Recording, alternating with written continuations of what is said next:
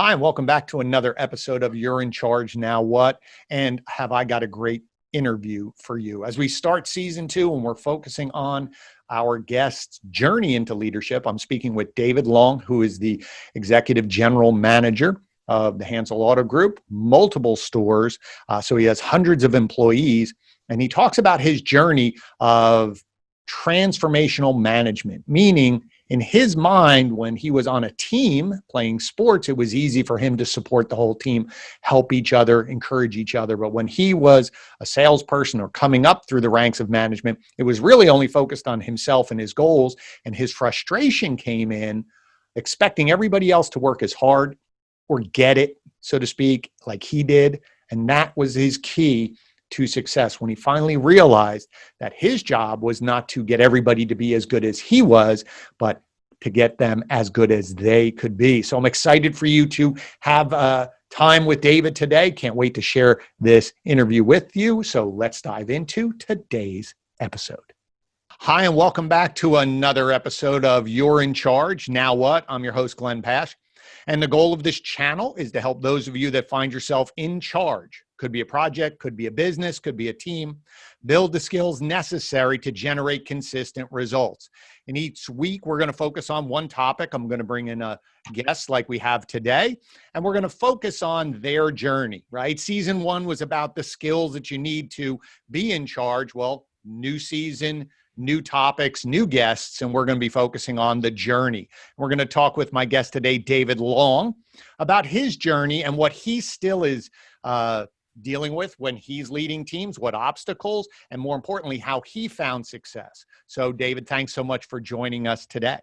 My pleasure, Glenn. It's always good to see you. Great. So before we jump in, can you just take maybe 30 seconds, 60 seconds to explain to the audience who you are, and then we'll dive in and see where this goes. Sure, happy to do it. So my name is David Long. This is actually my 4th decade in the car space. I'm the executive general manager of several dealerships in a place called Santa Rosa, California. We've been on the news a lot lately, Glenn, because our town and our city has been on fire what seems like for a year. Right. So that's me, and that's where we are. So that's what I do, rather, and who I am is I'm a husband, a father of 3, and soon to be a grandfather. Oh my goodness, grandfather, that's news. I didn't know that. Yeah, it's that's fantastic. It's coming out on your show, Glenn. Well, there you go. I always like big surprises. So just for transparency's sake, David and our company, we work together. You know, we do some marketing for David, but I've known David now for a few years, and I've always been really impressed, David, with there's a couple things. One, your generosity of spirit. You always seem to be willing to help others. You don't, even for your title and for the amount of responsibility that you have, I've never seen you not sit down and give someone the time that they ask or talk to them about anything that they're asking you in terms of how to get better. And that's something that's always very admirable. So let me ask you this. I'm interested for your perspective. If we're focusing on you and your journey, as you said, you're in your 4th decade. But if we roll things back to when you were younger, be it in school, high school, or before that, or as you moved through college, was being in charge just something that always happened to you? Was it a natural thing, or was it something you learned over time? You know, that's a super interesting question. I don't know that I've given that a lot of thought, but when I look back on the baseball field or I look back on the basketball court, I think I had this sort of innate leadership desire, right, to sort of rally the team and get everybody excited about what we were doing. But outside of sports, I don't think that I was very selfless. I think actually I was a little self-consumed early on, for sure. Okay. So that's an interesting, when you say self-consume. So basketball, my son's a basketball player, your son, we've shared that. They're both athletes. And there is an innate structure where people do step up, either through they're named that they're captain or a leader, or it just happens that they have a knack where other people will follow them. When you say you were self-consumed off of the court, what does that mean? Because on the court, one, I wanted to give I wanted to help. I wanted to support the team. I wanted to contribute. My heart was all about that. Off the court, it was more what's in it for me. Right. I'll do this for you if you do that for me. And everything sort of had strings and attachments to it. So my motives weren't pure. On the court, my motives were pure. Off the court, my motives weren't. So a little more transactional off the court. Oh, everything was transactional. I was so focused on the eye on the prize and hitting my goals and targets that I don't know. I was more of a bull in the china shop early on.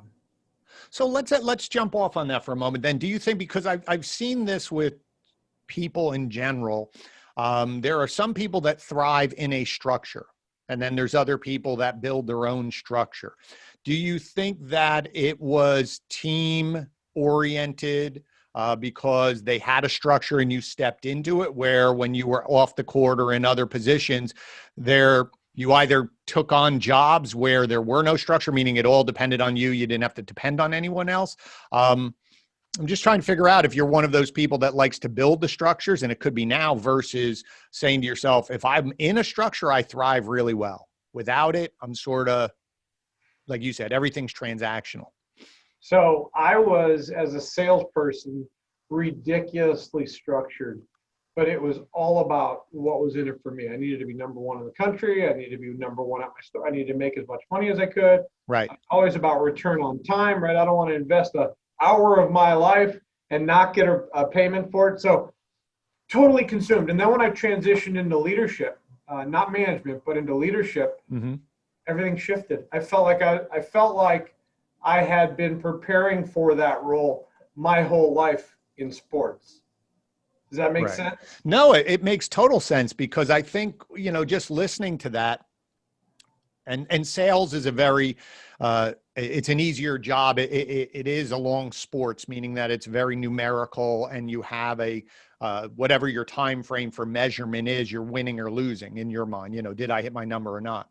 So it's curious that as a salesperson, it is very short-term oriented, right? And when you said you transitioned to leadership, so I want to dig in there, because I think I have an interesting question for you, which is, when you're playing sports, you have a dual role of today's game, today's quarter, today's whatever, and then also we have season, where there's going to be ups and downs. And in sales, similar, this month, this quarter, this year. When you moved from, into leadership, as you just said, where did your view go? Was it, I have to be responsible for the year, for the season, versus that immediate transactional? Do you see where I'm going with this? I see where you're going. But because I have a very simple mind, I don't overcomplicate things. So my whole goal, when I went from being responsible for just me and being self-absorbed to having more of a global view, what was really neat was it was super simple for me to transition from shortening the gap between my shortcoming and my strength, and then taking that to the team, right? Because it's very, very simple for somebody that's sitting 30,000 feet above the trees to see the trees. It's very difficult in my experience for teammates to see their shortcomings. And I think that's where my strength as a leader has kind of benefited me quite a bit.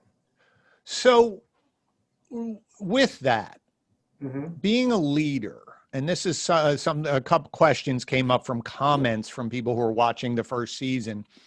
And they were talking about that transition from only worrying about yourself. Now I'm worried about a team. Did you find it easy, or was there a struggle when you were working with people to make them better? Was there frustration because things made sense to you, or they were easy for you and you didn't understand why it wasn't easy for everyone else? Or did you innately have some sense of patience, which was, sort of grown or fostered on the court? I had zero patience. I actually came up with a quote that patience is something I often admire, but seldom desire. So I'm not really good at sitting back and watching things sort of fall into place. Right. So as a leader, what really was like my aha moment was when my first general manager said to me, or he was the owner of the company, Right. Dave, not everyone is going to have the same intensity to win as you are. So Right. then I thought about that and thought about that and thought about that. And I turned it into, okay, so if I have a 10 on the intensity meter Mm-hmm. and I have somebody on the team with a 2 on the intensity meter, but they have all the other skills, traits, and attributes that I'm looking for as a teammate, my job as their leader is to take their 2 and turn it into a 3. Right. And then have them believe they're a 3, and then take their 3 to a 5, and then have them to believe they're a 5 now. And Exactly. that's really the fun part.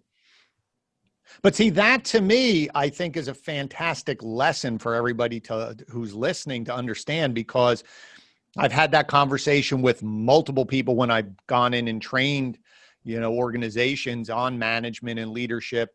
People would say that on their patience level would be 0 and they would get very frustrated. And I said, well, what are you frustrated? Well, they're not trying as hard, or they just don't get it. And I said, but you have to understand, look at where you are. Because a lot of times I would say, didn't you start at the same time as that person? They said, yep. I said, but look at where you are because of all these skills you have. And I'd break it down to exactly what you just said. You can't take a 2 and make them a 10 today. You may never be able to make them a 10. But boy, if I could get a 2 to a 5 to a 6 with all the other things, and then build other teammates around that have maybe a little more, or maybe they have a higher intensity, but maybe their skill set's a little less, right? We start molding them. And I like what you're saying, that targeted, specific training for each individual versus that blanket sort of approach really, I think, bodes well for your teams. So how do you deliver that now when you're out with all of your different stores? Is it, or again, the organization of remembering where everyone is, or how do you work that now into your day-to-day as a leader?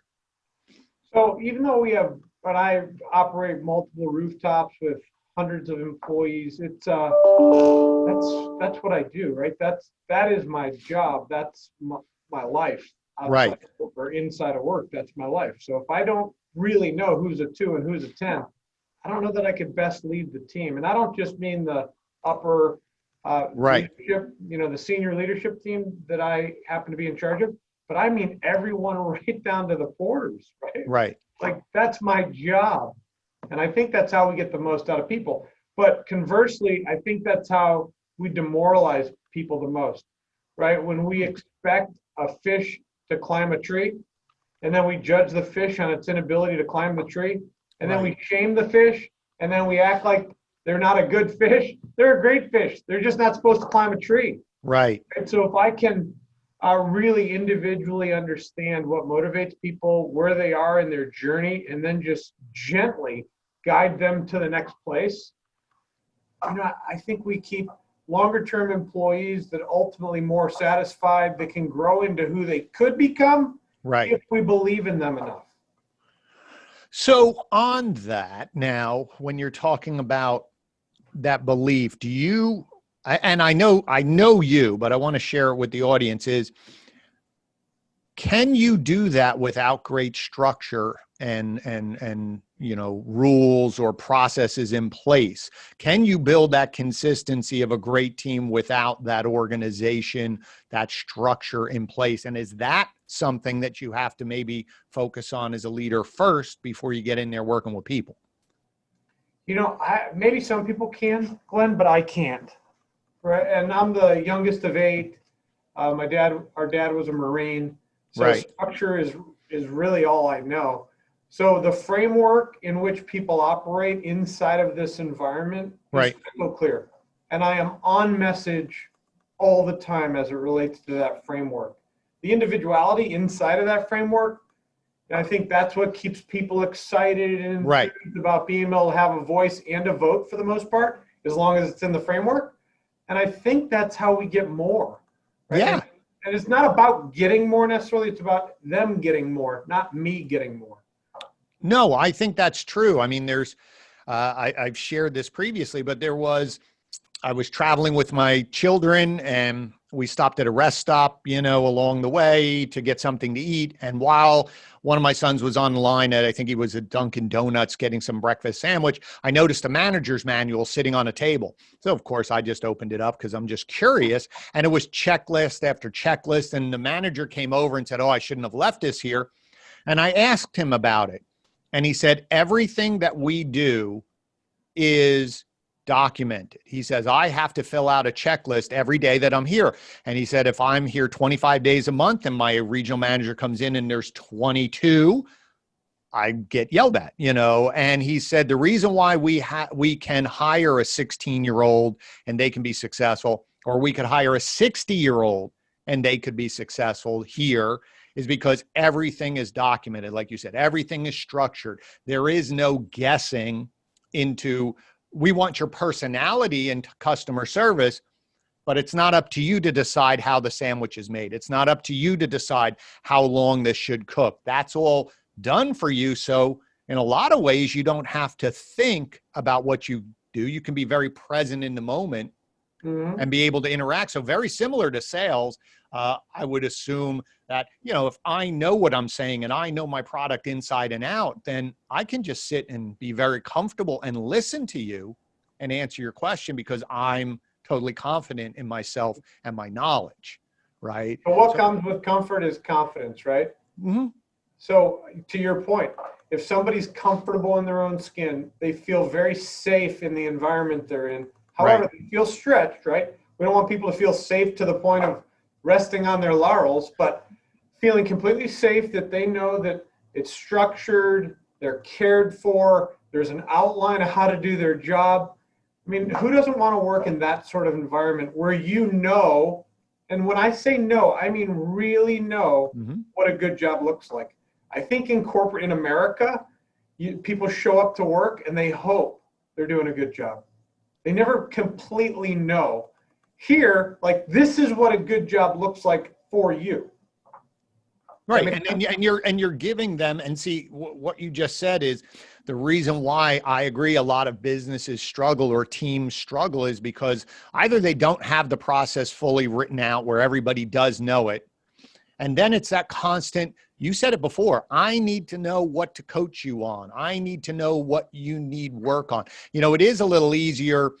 I always say if business leaders ran their businesses like sports teams in terms of their approach, I think they'd be more successful because then you would know this person needs work on free throws. This person needs work on ground balls. This person needs this work. And then you can design a training plan to work on that. Doesn't mean they don't work on everything else, but that's tactical for them versus, like you said, well, I hope they get better. Or you just say, hey, David, I need you to go practice. And you may think you're doing the right thing. And reality is you're working hard at something that may not bear fruit. You get frustrated. I, as the coach, get frustrated. At the end of the day, the person goes, all right, I'm out of here. And you're never going to get the most out of them without those, I call it the 3 pillars, that process, that training, and that accountability and feedback and pushing them in the right direction. And I think all 3 of those, I think that's why you've been successful in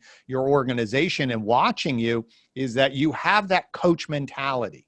I hear the way you talk. I see the way you interact. It is constantly, I could picture you on the sidelines with the headphones and talking to people, or I'm sure how you work with your son, when he's playing, there's always that view of coaching. And I think that's why your success follows you. First of all, if you can see behind me, I have coaching pictures. Mm-hmm. So I coach basketball and baseball. I think some of my best lessons, Glenn, have come from coaching 12 and 13-year-old boys. Sure. Yeah. But also, there's a structure so we have service manager success schedule. What does a success schedule look like? Sales manager success schedule, finance manager success schedule. So every single person in the company knows what it takes to be successful inside of this environment. And it doesn't mean they have the highest PVR or they sell the most cars, but they know exactly for them what success looks like. And I think with that comes a lot of comfort. I wholeheartedly agree. I think, if you think about it, just to a basketball team, there are role players and there are people that are part of the team and they have specific skills, and your expectations for them, as long as you're communicating with them and saying, this is what I need from you, and here's what success looks like for that. Listen, some days everybody's going to have that great day or they're going to push themselves. But I think, at least my belief, and it sounds like yours is as well, the more I can customize and get you comfortable, still pushing you. We don't want you going backwards. We don't want you taking it for granted, because as soon as you take it for granted, you go backwards. But if I can set your goal, like you said earlier, move you from a 2 to a 3. And what's a 3 feel like to you? Let's agree what 3 success is. Now that you've mastered it, now see if we can get to 4. And once you get to 4, 2 is no longer acceptable to you. You're not a 2 anymore. You're not a 2 Now you're a anymore. 3. Exactly. So one of the things that I think is worth mentioning, and I have 2 coaches. I have an organizational coach and then I have a business coach. Right. These are 2 guys that I'm very fortunate to have. But one of the things that I've identified is when we coach as leaders, as my sales managers lead their sales team, my service managers lead their service team, the gap between the coaching sessions is way too long. Right. And here's what I mean. So in our sales environment, we have 3 periods, and the periods are broken down in the day.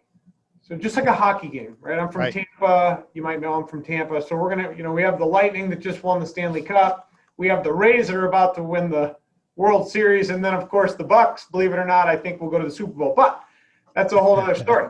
So because of my sports background, the way that I've broken down each day is, I think, when you coach somebody, and think about this, you coach somebody at the end of the day. What does that do for that person at the end of the day? When you're doing a one-on-one and doing sort of their exit, you reviewed their strategy at the end of the day. There's only 1 or 2 things you can do. You won the day or you lost the day. Right. Why on earth would you want to tell your sports team at the end of the game that they lost? Wouldn't you want them to know in the bottom of the third that their ERA is down? Right. So the way we do it is the shift 1 starts from 9 and goes to 12. So that's the first period. I want to know, if I have 100 salespeople, guess how many hours of effort I have after period 1 ends? I have 300 hours of effort. Yep. As a company, I need to know, did we win period 1? Right. There's actually method, and it comes to everybody at the end of period 1, and there's a check-in. Like, you look at your team and all your productive people, and you find out, was it a win or was it a loss, or did you tie? Right. And then if you lost, guess what happens in period 2? Make our adjustments. Yeah. It doesn't have the same KPIs as period 1. And the reason is because you lost period 1. The only way you're going to make up for the day is if you overwin and you really crush period 2, or period 1, you're still behind the 8 ball. Does that make sense? No, it absolutely makes sense. I mean, again, it goes back to sports. We see it. If all of a sudden you're behind quarter 1, in basketball, if you're down by 10, well, you got to get 10 right out the gate to get caught up to them to even be even with the way the game's going. And then we accelerate. And I like that, breaking it down. I always found breaking it down in small chunks, accountability, check-ins. The problem is, I think a lot of times managers or leaders think that training or these sessions of checking in have to be these long things. And so they talk themselves out of it, versus just checking in. Where are we at? What's your plan to adapt? Where are we going? But it has to be what you were saying earlier. You have to have that structure in place, that common language. We have to both understand what success or not success is, or what we have to do to move, to get back on track. That doesn't take that long if we've built that base of common language. So then I can just say to you, David, where are we at? And you're like, I'm behind. I got 2. I'm like this. I got this. I got this. And you say to yourself, that's a good plan. Go execute on that. I'll check back later on. And that's why I like starting the day, finding out what's your plan for the first quarter. And then if you explain to me what you're going to do In my mind, I say, well, if I don't see David at all till the end of the first quarter and he does what he just told me he's going to do, I think we'll be in good shape. Now, when I come back later on and check in, if you didn't hit it, we can have conversations. But I like that breaking it down, because then the day doesn't get away from you. The week doesn't get away from you. The month doesn't get away from you. And it's hard to change. Like you said, if it's 300 hours, look how many hours by the end of the week. And if I wasn't, paying attention to pivot that big oil tanker back on track, it takes a lot of effort. It's way too late, Glenn. If you're waiting for the end of the day or the end of the week, I think it's way too late. So that's what the period approach is. If you're getting beat on the boards, if we're talking basketball analogy, you got to figure out a way to find your man and box out, right? So it's the same thing with the period approach. It's broken down into categories. I won't go into gory details, but it's about the amount of effort and phone calls and text messages and connections. It's all formula, right? So the math is there. And if you lose period one as an individual or as a team, you know exactly what needs to happen in period two to get your day turned around. So we don't look up and wish we had. I can't tell you how many times on the 31st of the month I wish, oh my gosh, if I'd only had one more day, I would have hit that big factory target. If I only had two more days. So that's the way we start our week, we start our month, and we start our day so that we cannot lose the day. There you go. And I think that is a great lesson, because it's really focusing on what you can control. They're the controllables, for sure. You can't control if customers are going to come in today or not.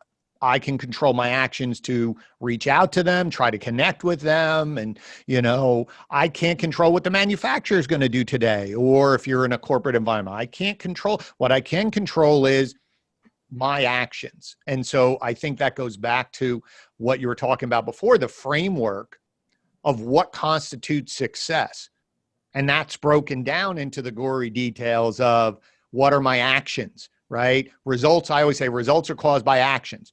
Whatever the results are, even if you don't achieve them, you were actively doing something, right? Even if you sat on your chair, you're actively sitting on your chair, not doing what but you're doing something. It's always not, I never like the not doing, because you are doing something. You're choosing maybe not to do the right thing, and we can fix that.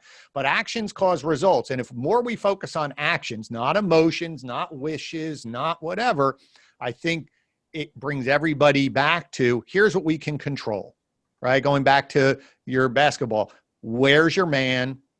Box him out. It's that simple. Let's go back to where's your man? Box him out. I totally agree that the individual is ridiculously responsible for their actions, and their actions determine their outcome. Right.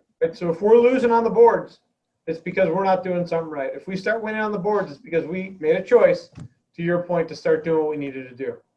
Right. I really love that. So let me ask you a couple questions. I'm in my new season, I'm going to ask you a couple questions here. So for you, when you were moving either early on or pivoting to the leadership role, what was one of the biggest obstacles that you had to face personally when you were transitioning into these leadership roles, right? So it sounds like on the court, that was fine. Off the court was a little struggle. What was the biggest obstacle? And then what was the resolution that made your brain go click? So the thing that was the most painful was holding people to the expectation I had of myself. Right. So it just never worked out that way, because I hold myself to a ridiculously high standard. And when I held other people to that same standard, I was always disillusioned. Right? So my serenity was in direct proportion to my expectation. So I was always feeling off balance, right? Like, if they only, and why don't they? And to your point earlier on the call. So the pivot was when I started to get my head around, they're going to do the best they can do. And my job is to get as much out of them as I can get, not to get them to be like me, but get them to realize their full potential. And then getting them to be the best version of themselves. Correct. And then I had this, and I still have, and it was in the book I wrote. It's, my career as a leader completely depends on my constant thought of others, and how I can help them stretch and grow in order to realize their maximum potential. right? And that's where the shift started to take place. And then I had this, like I said, I have two coaches. One of the coaches, and it was later in my career, and I've had this guy around me for 15 years. But just recently, he probably said it for 10 years. Glenn, have you ever noticed? Yeah, and then you finally heard it. Yep. And I'm like, I think you've been saying that for 10 years, but I finally get it. And it was the ratio between positive and negative. And although it's not comfortable for me, so let's say we're getting beat.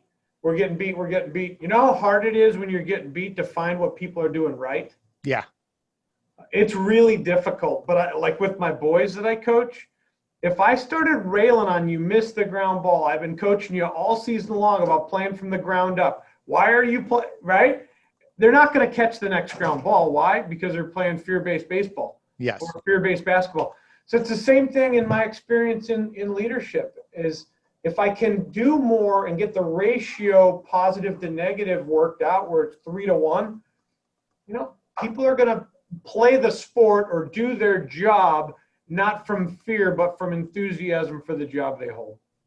See, that reminds me of conversation on the podcast in the first season. David Kane always said, your job as a leader is to constantly be putting in positive, like emotional deposits.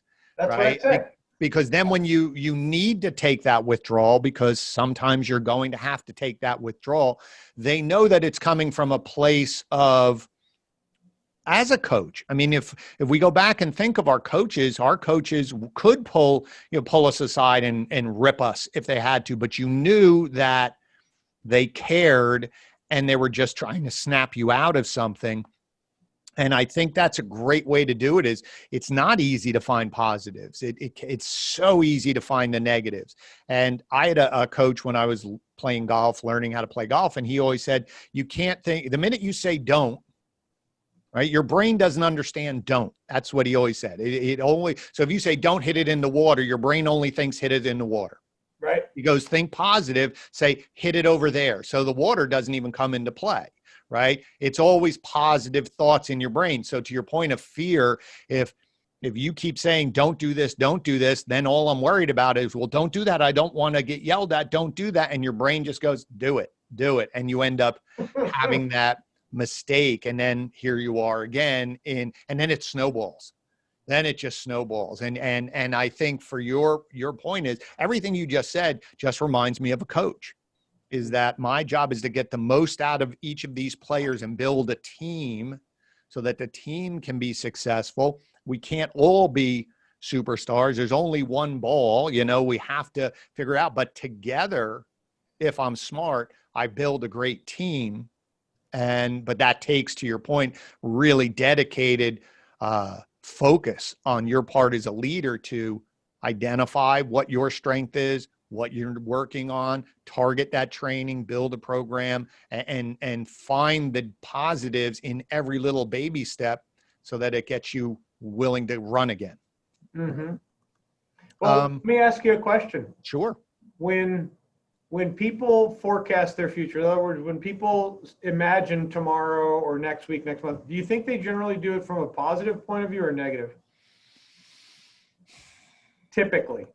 Oh, I'd probably say most people are going to be negative, or there's going to be some fear. They're never going to be as positive as they should be. I think they're going to be hesitant about it or afraid of losing something more than saying, well, what if it always works out, right? That's the whole thing. I think people focus on, well, what happens if it doesn't work? I don't think they spend enough time to say, well, what if it all works? So think about that point. If you surveyed 100 people, I guarantee you that 90+% of them, if you ask them the what if, sure. When you think of what if in the future, do you think what if something good happens? What if it all works out? 95 or 99% of them would say, no, I always think about what if this doesn't happen? What if that doesn't happen? What if I lose this? What if I don't get that?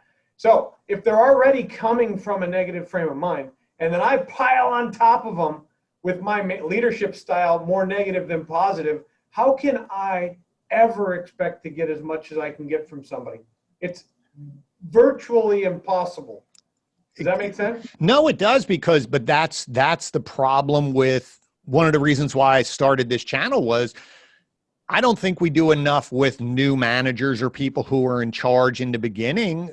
And we let them go down the road themselves of that frustration that you had, where everybody should be working as hard as I am, or why don't you get it? Or maybe they were trained by a manager that barked or didn't want to hear why. Think just get it done, get it done, get it done. And we build these bad habits. So I would tend to think that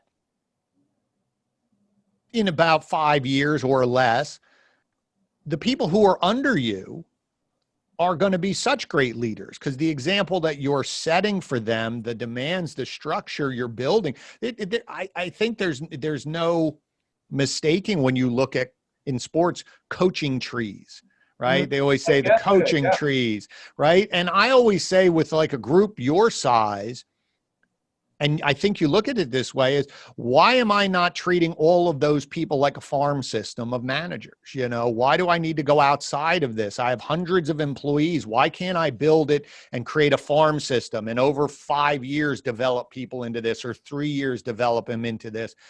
But I think your brain thinks that way versus I just got to bring people in and then it's that gerbil wheel and it's always everyone else's fault. But end of the day, I always say the common denominator is you in the midst of all the chaos, right? Right. I agree. Great. So as we're going to head down into the last period, so to speak, let's talk about you. How do you, like learning is an interesting thing. When you're teaching people, everybody sort of learns a different way.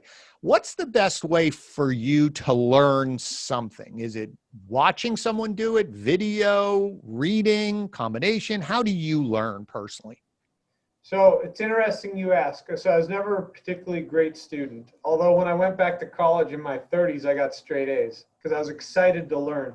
But the way I learn today, I need to hear it. I need to do it. I need to see it. I need to practice. If I'm not doing, if all my sensory,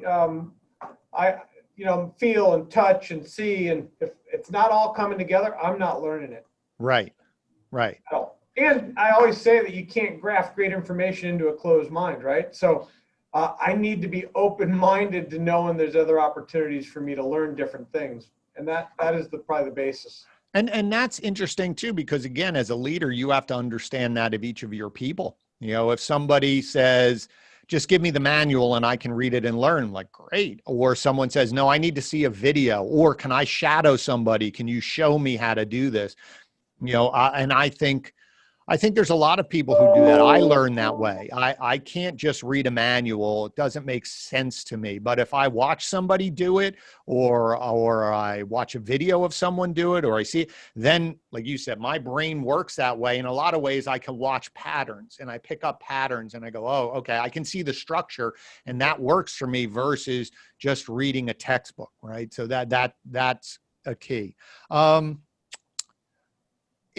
Are there any books or podcasts that you currently listen to or have read or that were impactful, that if someone said, what podcast should I listen to help me be a better leader, or a book, what would you say? What's inspired you? So it's sort of a tapestry for me, and that's what I do. I constantly learn, but a few of the books that really changed the trajectory of my career. The first one, Unlimited Power by Tony Robbins. Right. The second one was A Better World, A Better You by Lou Tice.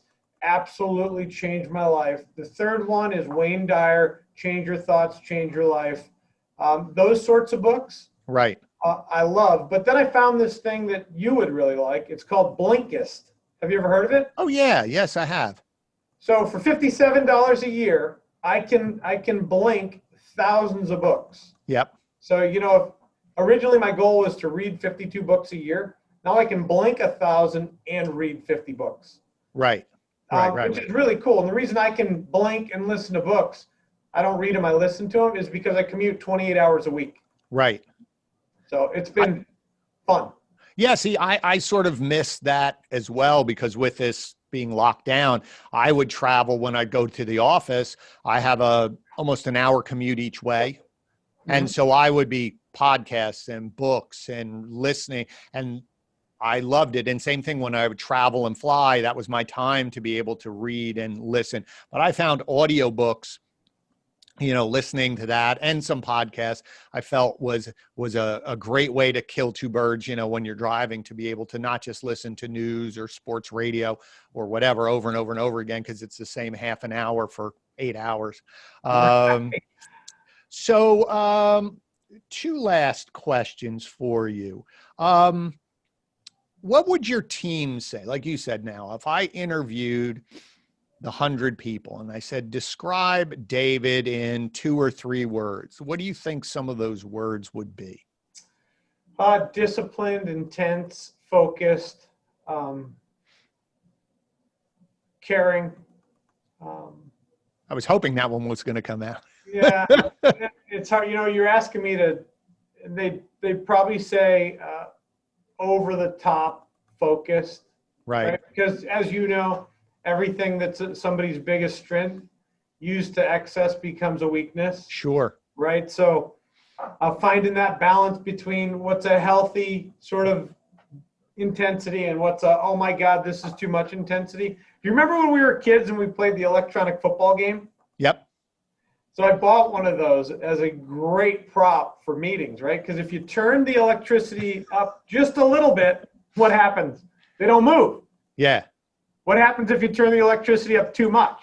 They all fall over and bounce all over the place. There you go. So I have that game out to remind me that I can't turn the electricity up too much.